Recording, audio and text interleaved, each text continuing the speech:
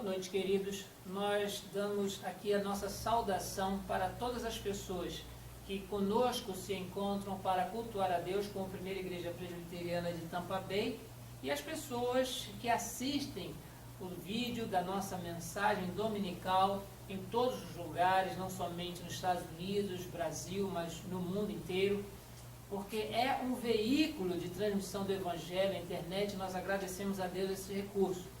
E queremos mais uma vez nos apresentar como campo missionário da Igreja Presbiteriana Jardim das Oliveiras, do Presbitério de Magé, no Rio de Janeiro. Nós estamos aqui desde o dia 1º de fevereiro de 2014, já entrando no nosso 3º ano de atividade, e queremos agradecer a Deus tudo o que Ele tem nos feito. Durante este ano, nós estamos refletindo sobre alguns encontros do Senhor com personagens bíblicos. Já começamos com Adão, fomos para Noé, chegamos a Abraão em alguns encontros, falamos do encontro do Senhor com a escrava egípcia Agar, e hoje retornamos para falar de mais um encontro, o último, com Abraão. E para isso, nós gostaríamos de convidar a você para que abra a sua Bíblia, para conosco acompanhar a leitura, conforme se encontra no primeiro livro da Bíblia, livro do Gênesis, no capítulo 22. Estaremos lendo do verso 1 até o verso 19. Livro do Gênesis, capítulo 22, no verso 1 até o verso 19.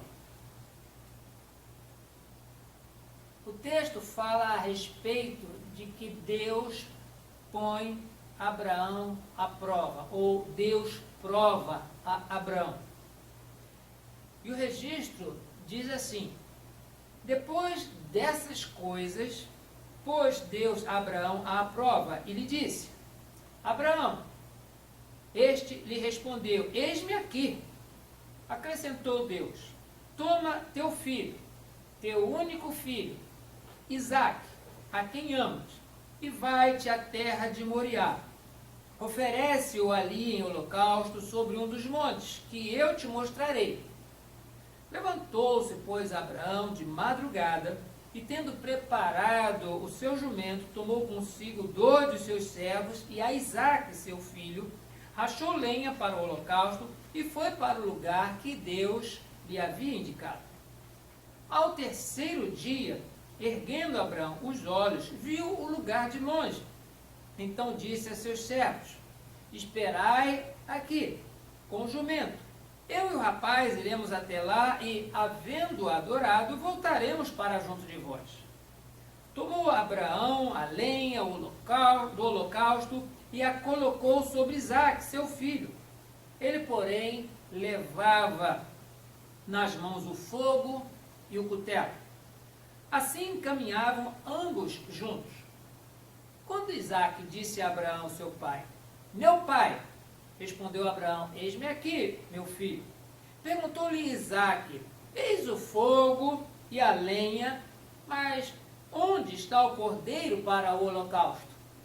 Respondeu Abraão: Deus proverá para si, meu filho, o cordeiro para o holocausto. E seguiam ambos juntos. Chegaram ao lugar que Deus lhe havia designado. Ali edificou Abraão um altar. Sobre ele pôs a lenha, amarrou Isaque, seu filho, e o deitou no altar, em cima da lenha. E, estendendo a mão, tomou o cutelo para imolar seu filho. Mas do céu lhe bradou o anjo do Senhor: Abraão, Abraão. Ele respondeu: eis-me aqui. Então lhe disse: não estendas a mão sobre o rapaz e nada lhe faças, pois agora sei que temes a Deus, porquanto não me negaste o filho, o teu único filho. Tendo, pois, Abraão erguido os olhos, viu atrás de si um carneiro preso pelos chifres entre os arbustos. Tomou Abraão o carneiro e ofereceu em holocausto em lugar de seu filho. E pôs Abraão o nome daquele lugar, o Senhor proverá. Daí dizer-se até o dia de hoje, no monte do Senhor se proverá. Então do céu bradou pela segunda vez o anjo do Senhor a Abraão e disse: Jurei por mim mesmo, diz o Senhor, porquanto fizeste isto e não me negaste o teu único filho, que deveras te abençoarei, e certamente multiplicarei a tua descendência, como as estrelas dos céus e como a areia da praia, e a tua descendência possuirá a cidade dos seus inimigos. Nela serão benditas todas as nações da terra, porquanto obedeceste a minha voz. Então voltou Abraão aos seus servos, e juntos foram para Berseba, onde fixou residência. Este texto, irmãos, para grande parte dos crentes é muito conhecido. Normalmente nós ouvimos muitas pregações a respeito do Evangelho, cartas do apóstolo Paulo, alguns que têm uma inclinação maior para a escatologia pregam a respeito do Apocalipse, mas quando nós falamos a respeito de encontros com Deus, de todos os encontros, este aqui, creio que é o mais dramático que o Antigo Testamento pode elaborar, porque fala de um encontro com um homem que, sendo velho, não tendo filhos, a sua esposa também, que não podia ter filhos, que também era idosa, Deus o chama e faz a ele promessa dizendo que ele seria pai de uma grande nação. Nós vemos isso no primeiro encontro que Deus teve com Abraão. E nós observamos que ele obedeceu, mas no seu coração ainda nutria uma certa dúvida, uma certa apreensão. E Deus mais uma vez se encontra com Abraão. Ele fala das mesmas coisas, dizendo que ele seria uma grande nação, dele sairia uma grande nação, que não se podia contar as pessoas, tais como as estrelas do céu, como a areia do mar, coisas numerosas. Mas no coração de Abraão, mesmo sabendo que vinha de Deus essa palavra, ele olhava para a sua própria impossibilidade e alegou: eu sou velho. E também Sara, ela riu desta informação porque dizia: como posso eu, já velha, ter o mesmo prazer com meu marido? E isso criou um certo conflito, porque ela foi confrontada e o anjo disse: por que você está rindo, Sara? Ela disse: eu não ri. E o anjo disse: você riu, porque eu sei disso. Em um outro encontro nós vemos que Deus fala com Abraão para interceder sobre o seu sobrinho Ló, que tinha ido para as regiões de Sodoma e Gomorra. E mesmo assim, desse encontro, Deus, vendo a preocupação de Abraão, atende àquilo que ele havia pedido, no sentido que se houvesse pelo menos 10 justos na cidade, não destruiria os 10 justos por causa da iniquidade da cidade. Nós vimos que ali naquela região não tinham 10 justos, porque somente Ló, sua esposa e as suas 2 filhas é que foram tiradas às pressas da cidade antes da destruição.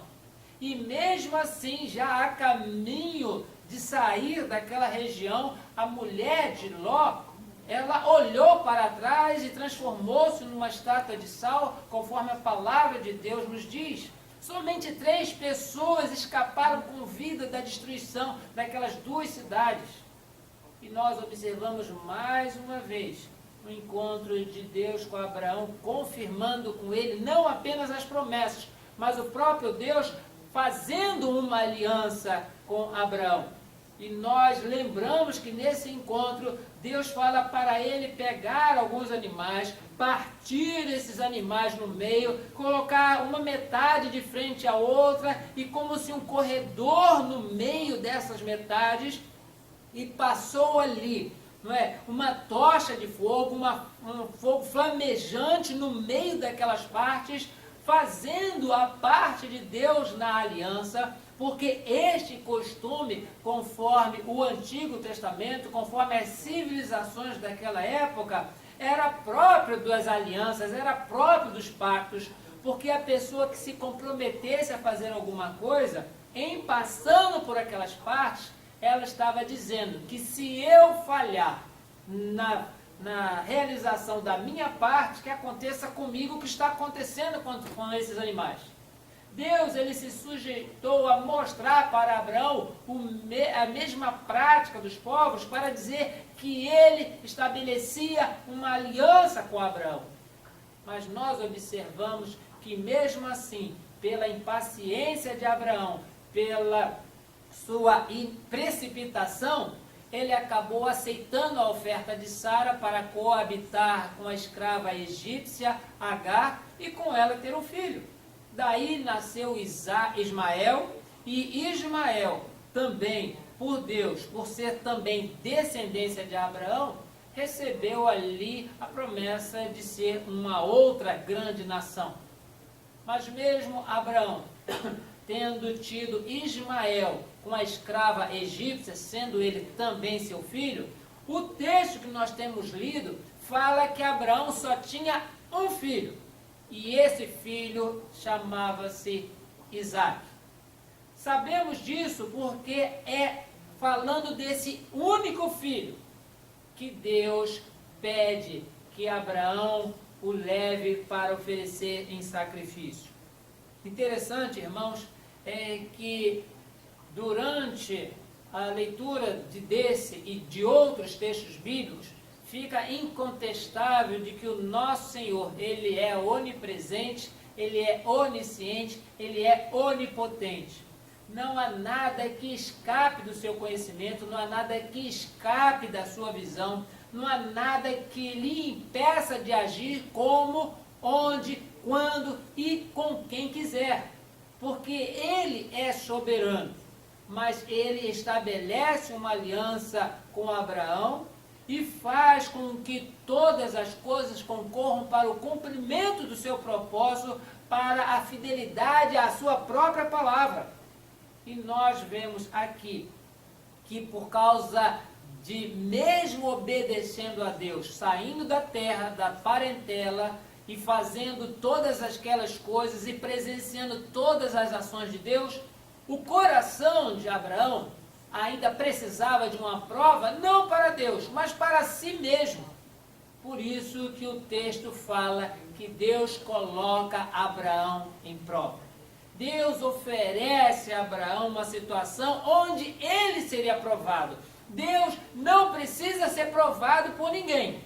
Ele é suficiente em si mesmo. Mas nós, diariamente, somos provados por Deus, no sentido de que nós precisamos entender até que ponto nós estamos bem relacionados com o Senhor. Por isso eu gostaria de refletir com os irmãos nesta noite a respeito desse quinto encontro de Deus com Abraão.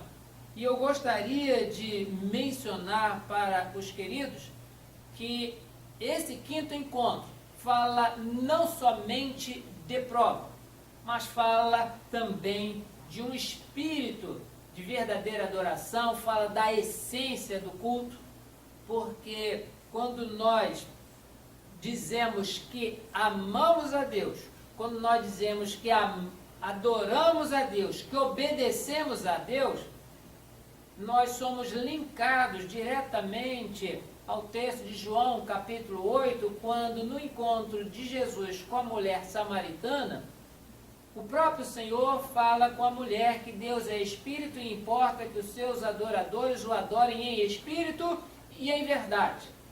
Não adianta dizer que adora a Deus se isso não é uma prática diária, não é algo vívido na vida do adorador. Por isso que Abraão, nesta prova, ele vê o quanto ele realmente é um adorador de Deus, o quanto realmente ele está comprometido com Deus. E outra coisa também que fala da essência do culto a Deus, que envolve sacrifício. E aqui o sacrifício envolvido era de Isaac. Mas vamos ver como que se desenrola este encontro de Deus com Abraão.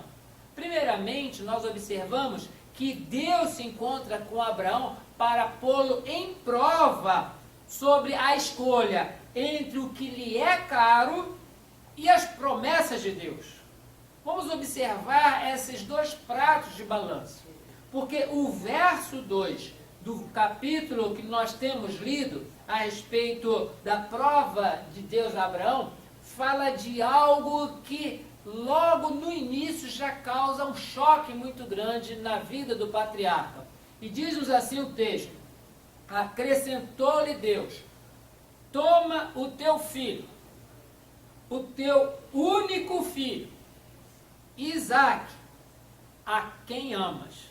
Observem que existem 4 tônicas aqui que balançam a Abraão e não lhe dá margem de dúvidas sobre do que se refere Deus, de quem se refere Deus e para o que Deus está pedindo a Abraão para fazer. Observemos, pegue o teu filho.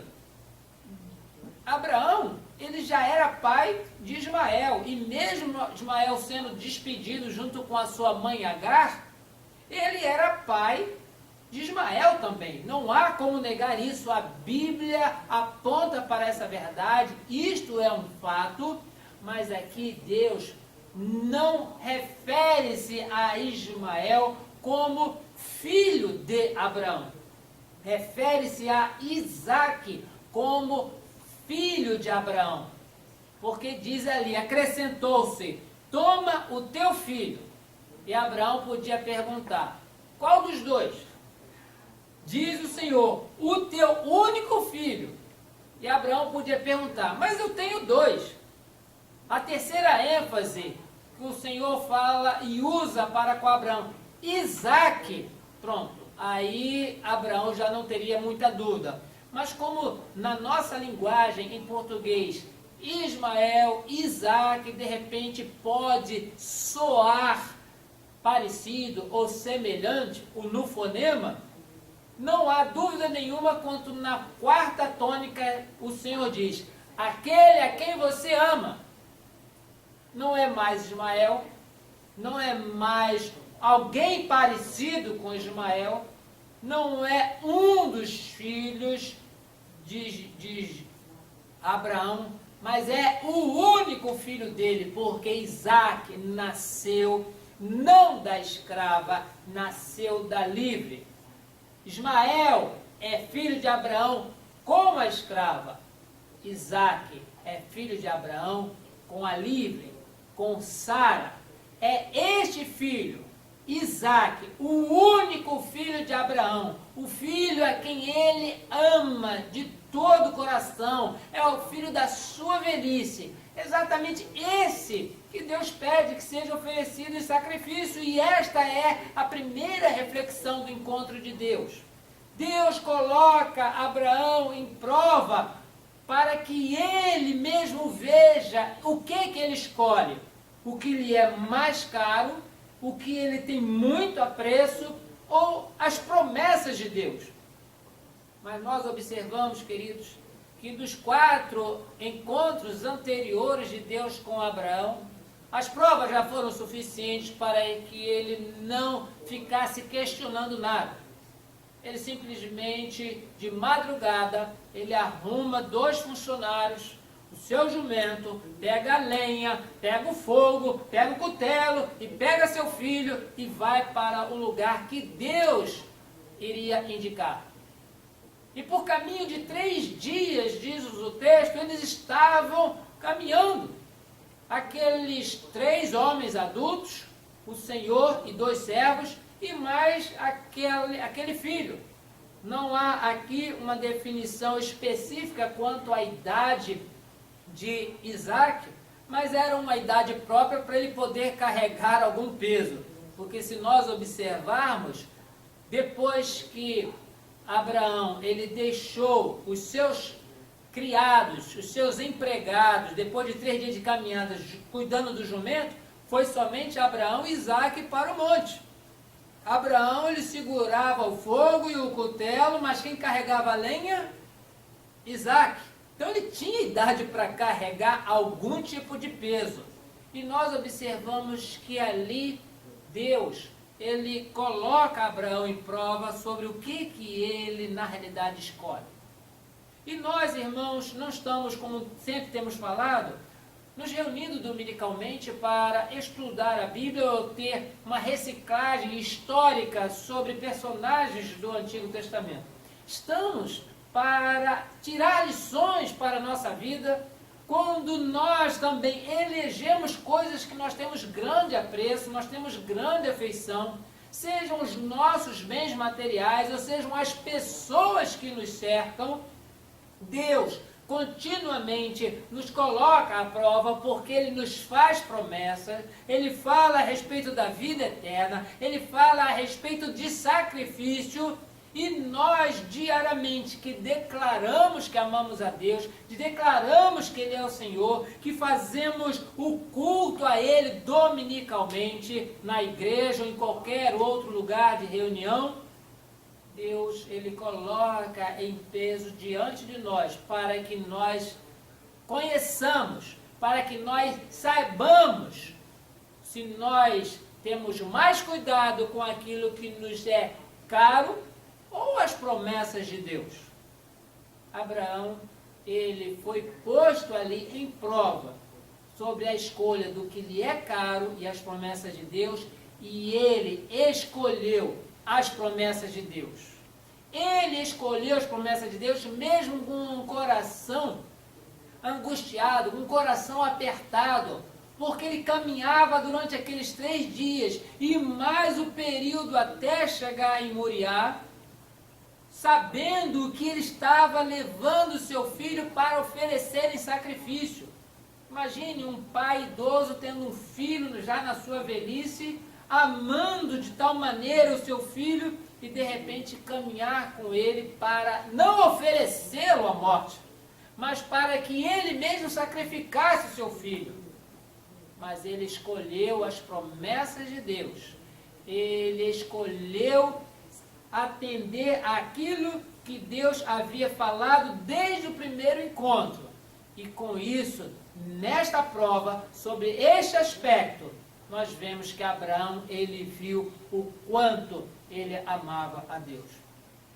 O segundo ponto que nós podemos refletir, irmãos, a respeito deste encontro, esse 5º encontro de Deus com Abraão, refere-se de que Deus se encontra com ele para pô-lo em prova sobre confiança.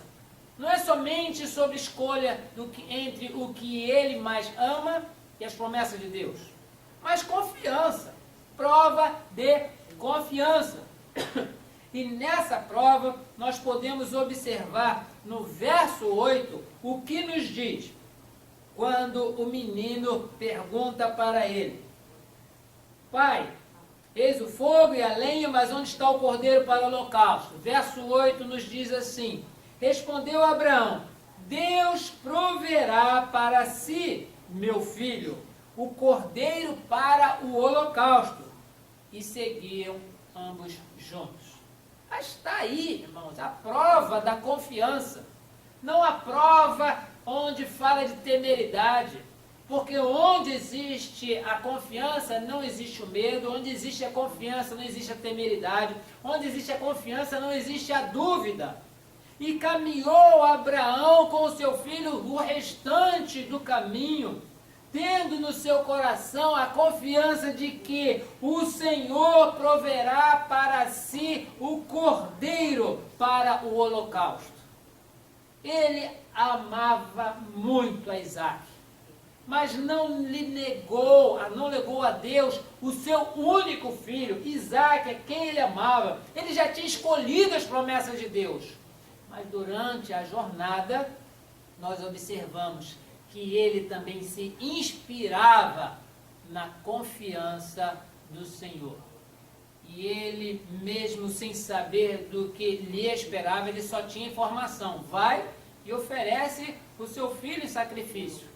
Mas nós observamos, queridos, que ali, naquela caminhada, Abraão inspirava-se em confiança, se apegava em confiança. E esta prova para ele foi algo bastante crucial para que ele, que tinha visto tantas coisas do Senhor realizando no passado, soubesse que, mesmo que o seu filho viesse a morrer, conforme diz a palavra já no Novo Testamento, Deus poderia até suscitar descendência de Abraão e pedras, seja lá o que for. Mas a confiança do patriarca em Deus, ela crescia. Ela não somente tinha sido exposta, não somente tinha sido mostrada, mas ela tinha sido incrementada, ela havia crescido na experiência do patriarca, fazendo com que ele caminhasse seguro. Ele estava com o coração apertado? Estava, mas a confiança fazia como que aquela válvula de escape. Existe angústia, existe aperto, mas eu confio no meu Senhor. Existe dificuldade, mas eu confio no Senhor. Existe obstáculo, existem barreiras, mas eu confio no Senhor. E a palavra que ele deu ao seu filho Isaque não foi somente para lhe tranquilizar, mas também foi para tranquilizar Isaque. Imaginemos agora na mente do filho de Abraão: pai, eu estou vendo a lenha, estou vendo o fogo, estou vendo o cutelo, estou vendo um bocado de coisa, pronto, mas onde está? Abraão o confortou dizendo: não se preocupe, meu filho, não se preocupe, porque o Senhor proverá para si o cordeiro para o holocausto. Isso, irmãos, além de nós vermos na nossa própria experiência, de que na nossa forma de adorar a Deus, nós precisamos mostrar isso para nós mesmos, não para Deus. Não precisamos em momento algum provar para Deus nada, mas nós precisamos provar para nós o conteúdo da nossa verdadeira adoração. Primeiro, nós já dissemos, quando nós deixamos de escolher o que nos é caro, o que nos é amável, para obedecer, para confiar nas promessas de Deus, nós também, irmãos, a cada dia, mesmo que nós não estejamos vendo a solução do nosso caminho, mesmo que nós não estejamos vendo todas as coisas se concretizarem à nossa frente, mesmo com todos os obstáculos, nós precisamos, a exemplo de Abraão, caminhar com confiança na promessa de Deus. Deus prometeu e Ele é zeloso para cumprir. E isso é prova para Abraão e é prova para nós também. Eu enfrento as minhas dificuldades, você enfrenta as suas dificuldades, você também enfrenta as suas dificuldades. Mas como verdadeiros adoradores, Deus nos coloca, nos envia provas para que nós possamos aferir qual é o tamanho da veracidade da nossa adoração. Porque adorar ao Senhor quando tudo vai bem, é uma maravilha, é uma coisa muito fácil. Mas quando existe a dificuldade, precisamos, a exemplo de Abraão, fazer crescer no nosso coração a confiança nas promessas do Senhor. Por isso, nós gostaríamos de dizer aqui que também esse texto nos faz lembrar de outros exemplos. Abraão, ele é muito posterior a Adão e Eva, mas se nós pudermos lembrar algumas substituições, Abraão, ele não apenas tinha a experiência de ouvir, mas ele tinha uma visão mais acurada a respeito das promessas de Deus do que muitas pessoas nos nossos dias. Se nós pudermos lembrar, no livro do Gênesis, logo após a queda, onde Deus tinha dito a Adão e tinha falado para Eva que eles podiam comer de todas as árvores do jardim, exceto daquela que produzia o fruto do conhecimento do bem e do mal. Porque no dia em que deste fruto comessem, eles certamente morreriam. Nós vimos que eles não morreram. A morte ali, ela foi espiritual. O afastamento da presença de Deus já foi estabelecido ali na desobediência. Mas morte ocorreu quando Deus fez vestimenta de peles para Adão e Eva e os vestiu. Para que essa vestimenta de peles fosse feita, um animal que nós não sabemos qual foi, precisou morrer. Um animal morreu para que Adão e Eva continuassem andando neste mundo. Nós observamos que a palavra de Abraão aqui também configura isso, de que o Senhor proverá o cordeiro para o holocausto, porque no coração de Abraão, na confiança que ele havia produzido, aprendido e crescido, vendo os feitos do Senhor, de que um outro animal iria morrer no lugar do seu filho Isaque.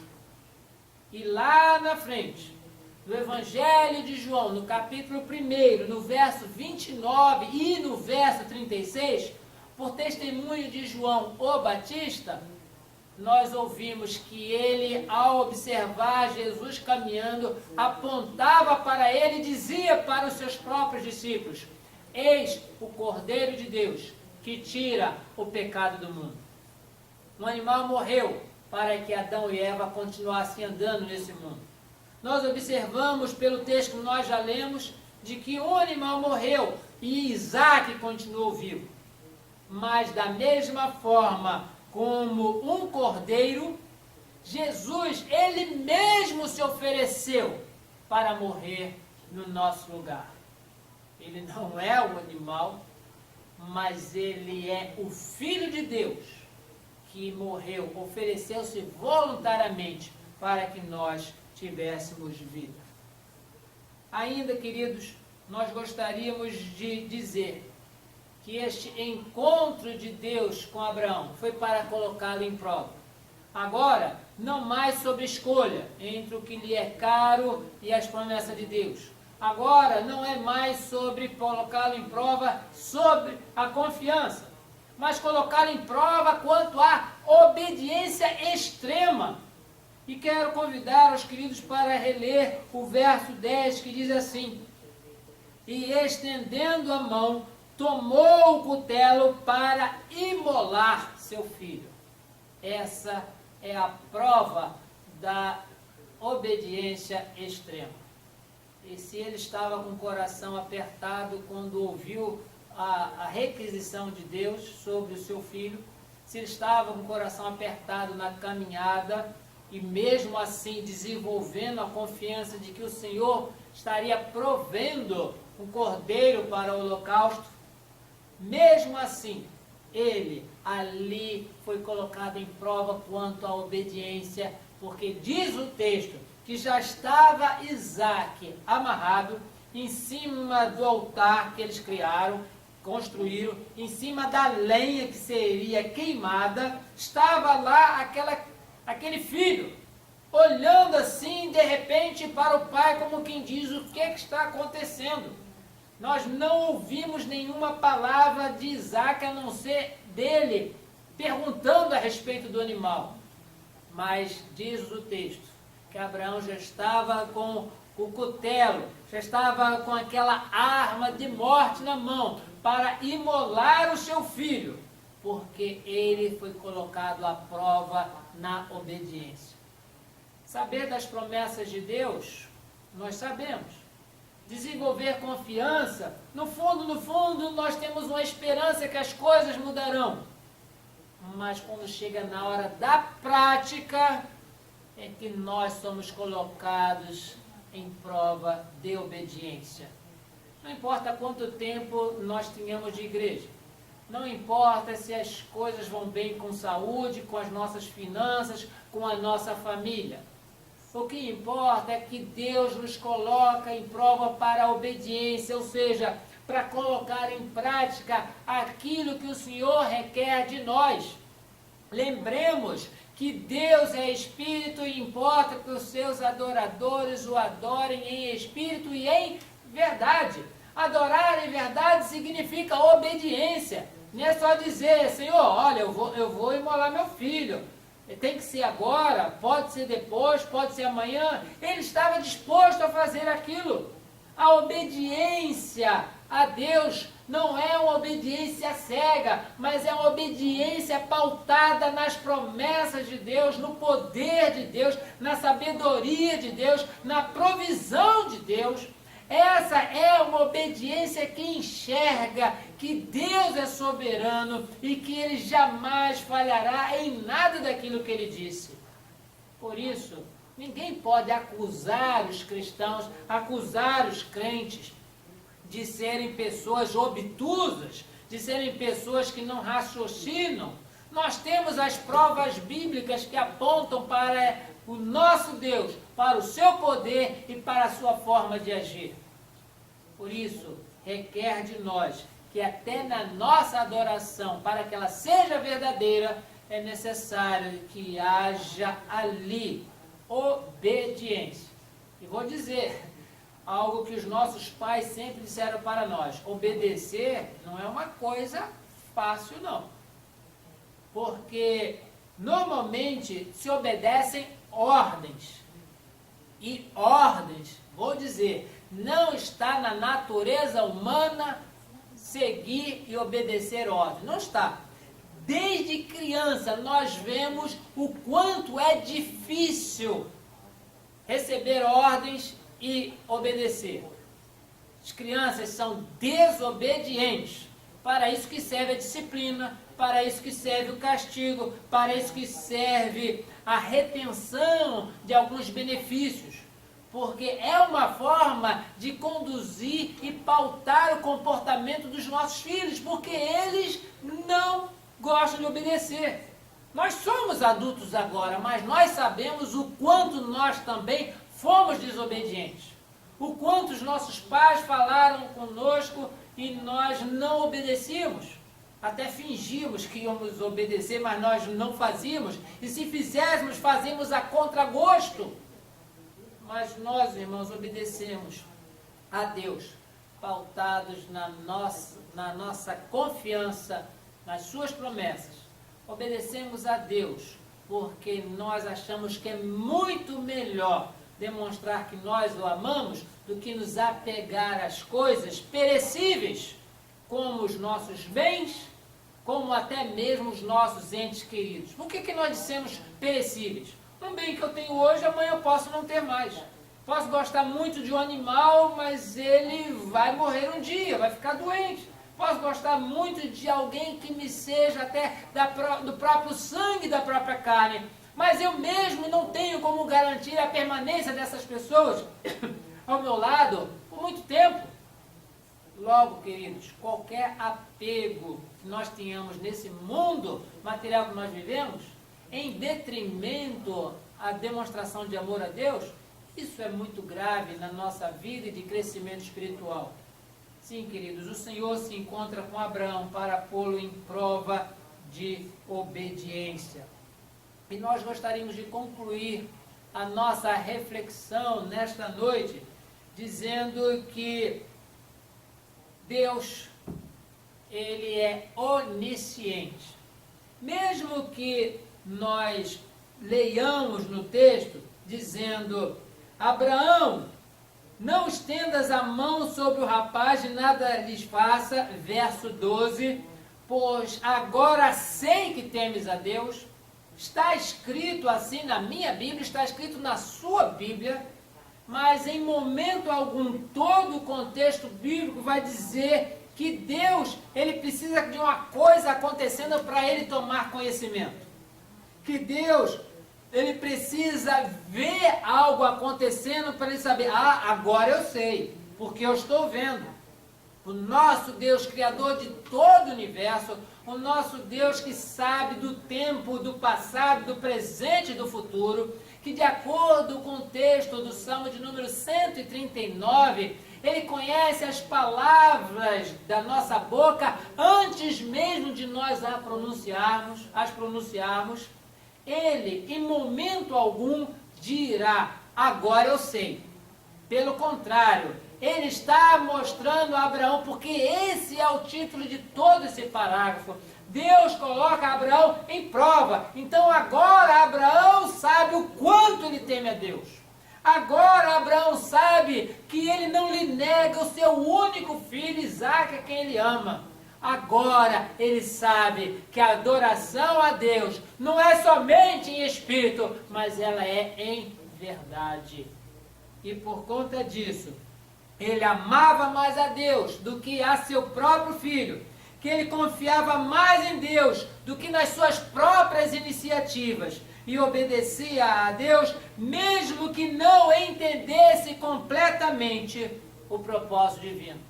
Ali não foi revelado nada definitivo na vida de Abraão, mas aquilo confirmou as promessas de Deus, dizendo, olha, por causa dessa prova, e que você conhece o quanto você ama Deus, o quanto você me ama, Abraão, realmente de ti farei uma grande nação. Mais uma vez ele repete, pela quinta vez, praticamente na vida do patriarca, as mesmas promessas. Por isso, lhe foi atribuído a Abraão o título, ou o atributo, ou o adjetivo de pai da fé, conforme escreve o apóstolo Paulo na Epístola aos Romanos, no capítulo 4 todo praticamente, mas especificamente no verso 16, que diz que devido a essa demonstração de fé, Abraão, ele tornou-se pai de todos nós. Todos aqueles que exercem fé em Deus, exercem fé em Jesus Cristo, todas essas pessoas são filhos na fé de Abraão. Ele é o pai da fé, não que ele tenha criado a fé, mas que ele foi o primeiro a demonstrar uma fé tamanha, que não apenas escolheu as promessas de Deus, não apenas confiou nas promessas de Deus, mas obedeceu, porque era assim que o seu coração alcançava paz, alcançava tranquilidade. Espero, irmãos, que com essas reflexões sobre o encontro do Senhor com Abraão, nós tenhamos também o mesmo propósito na nossa vida. Porque nós oferecemos culto a Deus. E a essência do culto a Deus é um sacrifício. Sacrifício que Jesus fez na cruz. E todas as vezes que nós reunimos, nós falamos a respeito de Jesus. Mas a prova de que nós estamos envolvidos com isto é abrirmos mão daquilo que nos é mais caro para escolher a Deus. Confiar em Deus e obedecer a Deus. Nossa oração é que isso seja uma prática cada vez mais verdadeira e crescente na nossa vida. Na minha vida particular, na sua vida que nos assiste pela internet, na vida de todas as pessoas que estão ao alcance da nossa voz. Porque certamente, fazendo assim, o nome do Senhor será exaltado, glorificado, e nós, certamente, em muito, seremos abençoados, tal como foi abençoado o patriarca Abraão. Que Deus assim te abençoe. Amém.